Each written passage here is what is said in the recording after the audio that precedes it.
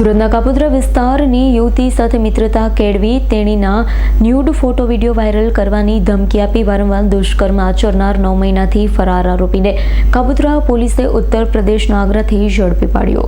Kapodra police પાસેથી મળતી માહિતી મુજબ એક યુવતીએ નોંધાવેલી ફરિયાદમાં જણાવ્યું હતું કે આરોપી માવેન્દ્રસિંહ ઉર્ફે રામપાલ રાણા જાતે યુવતી સાથે પ્રેમ સંબંધ બાંધી પ્રથમ વખત શારીરિક સંબંધ દરમિયાન ન્યૂડ ફોટા અને વિડીયો બનાવી લીધા, ત્યારે વાયરલ કરવાની ધમકી આપી અનેક વખત બળજબરીપૂર્વક દુષ્કર્મ આચર્યું હતું અને યુવતીના સ્ક્રીનશોટ તેમજ ન્યૂડ ફોટા તેને સગા સંબંધીઓને વોટ્સઅપ અને ઇન્સ્ટાગ્રામ મારફતે મોકલી બદનામ કરી હતી।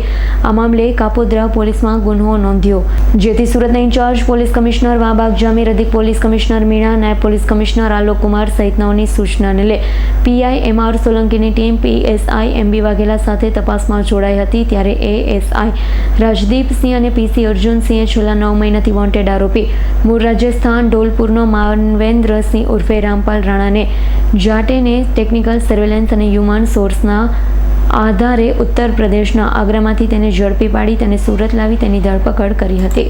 Bureau report S9 news Surat. અમારી તમામ માહિતીથી અપડેટ રહેવા માટે જોડાયેલા રહો S9 ન્યૂઝ સાથે।